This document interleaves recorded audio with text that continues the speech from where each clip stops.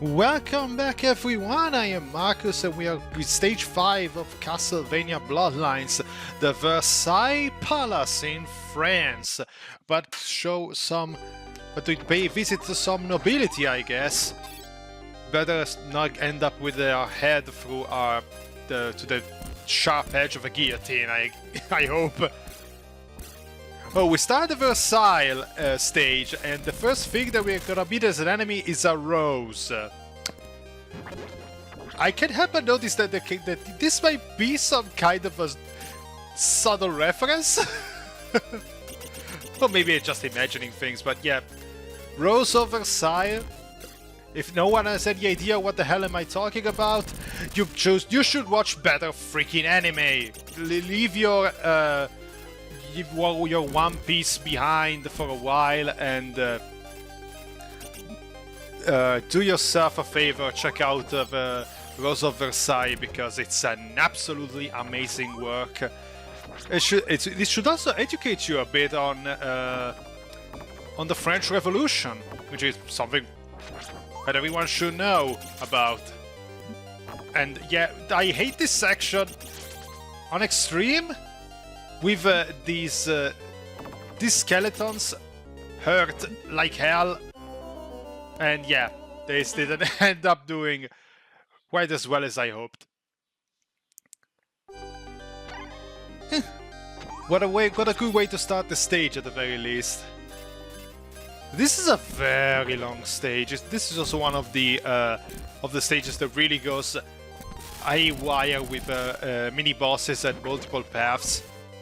But at least there's a ton of variety. I admire that they managed to make this place look as huge as possible. Yeah, I was blinking there because these sparkly things that are dropping from the rose, which are basically pollen, when you blink like this, your controls are inverted. So yeah, as you can see, with the moment I stop blinking, I start moving backwards. So be very careful not getting hit by those things, because you never know when the effect stops. And in the extreme mode, the last thing you want is for your controls to fuck you over and inadvertently send you towards an enemy. And oh my god, these things are a freaking annoying enemy. They swing out from out of nowhere. They basically they get propelled by your attacks. Depending on how you hit them, they should bounce in a different manner. Like if you see this one here, and if you get hit by them, say goodbye to at least quarter of your health. Oh my god, I hate those. How are you supposed to get by? I am being as careful as I possibly can to try to hit those guys, especially with all the amount of health that I have left. One single thing and I'm dead. And yeah, this is another nice. Another tradition in Castlevania, every time there's one of these very noble palaces stages, like the ballroom stage in Castlevania 4, we have the obligatory falling chandeliers. So be very careful and don't go directly forward with these things. And this is also the introduction of the Axe Knights. World's most durable enemies in Castlevania. Unfortunately, in this game they are not as bad. They're not as much of a nightmare as they are in Castlevania 1. That's probably the worst incarnation of the Axe Knights ever, especially when they're put in the freaking corridor before death. 9 hits to kill, and also the swirling Medusas. Oh my god. You got a lot of knights in this place.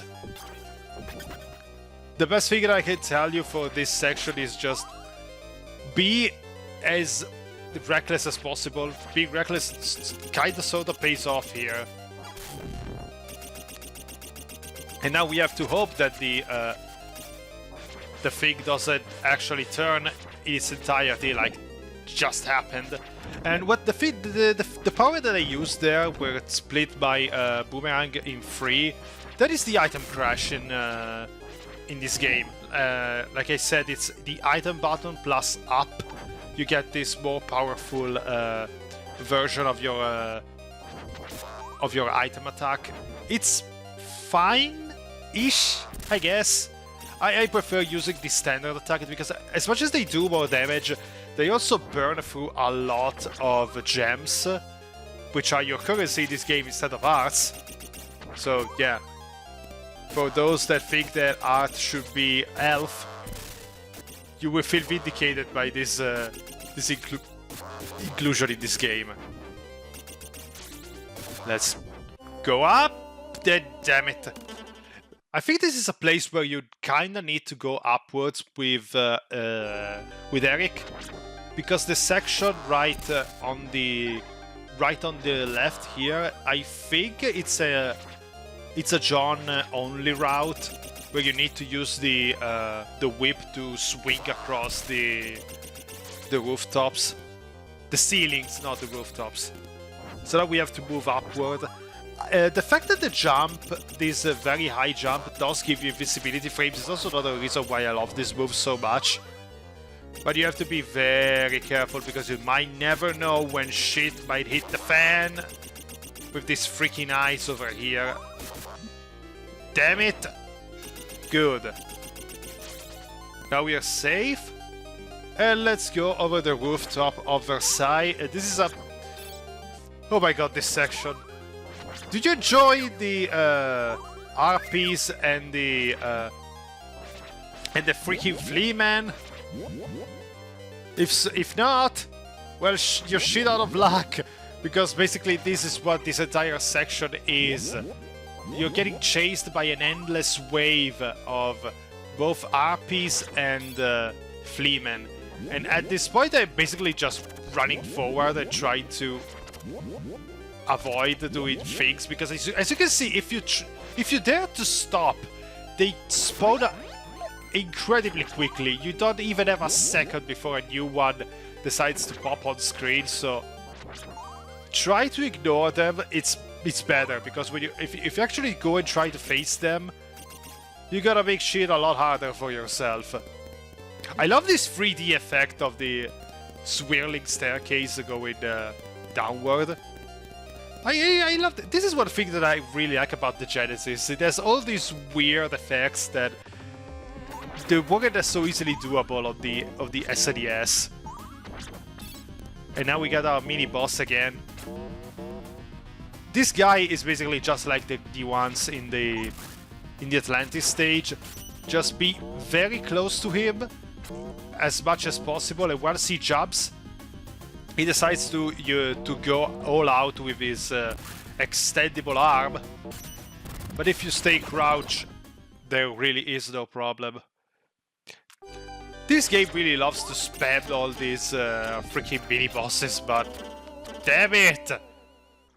I died a lot in this stage, but I'm slowly doing some progress. This is one thing. This is basically how some of my stages go. I get to a new section, I die like a moron, and then I try to go forward.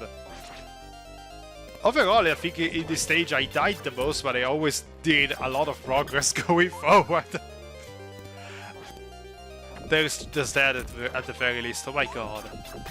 Thankfully, these Hammer Knights are incredibly slow. And now we have these freaking... Oh my god. Gatling guns. I mean, it is World War I, so I think they're not as anachronistic, but... So you wanted some mini bosses? Because we got some mini bosses. These two spectral faces. I love the fact that they are going with the column here is the profile of the two faces, like the most common optical illusion of either two faces or a vase. And you basically have to go all out on the column once it's visible on screen, and while being very careful of not getting hit by these bouncy balls all over the place. It's not hard, depending on how much control you have on your positioning, but yeah, but might get chaotic once too many of those are on screen. But I managed to do that in the first try, so yes! It is something at the very least. Should be getting close to the end, I feel. We are getting close to the courtyard here. I love these environments. It's a very freaking huge mansion. So yeah, I think mission accomplished in replicating the scale. And now we have this giant cocoon over there that has been opened.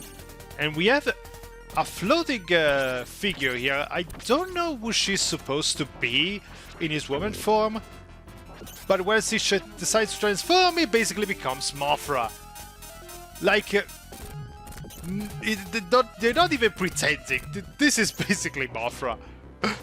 And if I recall correctly, in the Godzilla movies, Mothra is being summoned by like some fairies.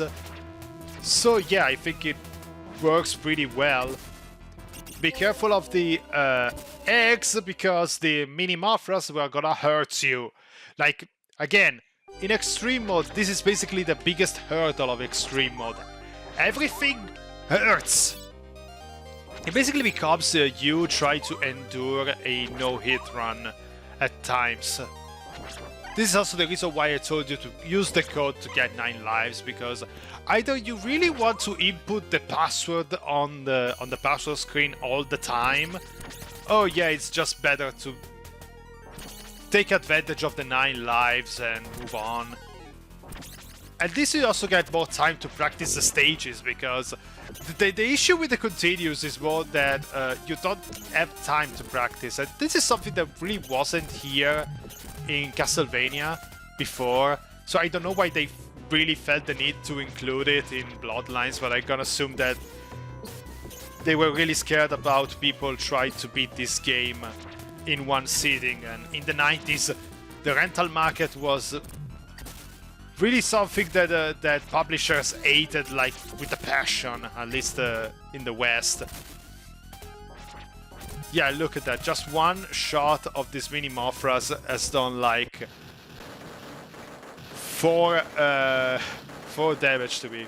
But yeah, Mothra is gone, and with that, the 5th stage has been cleared now. There's only one stage left, and I really wanted to do this to get coupled together in one part, like the other stages, but that stage took a while. Really took a while, so we'll see each other in the next part of Castlevania Bloodlines. I am Markus, and take care of yourself, guys.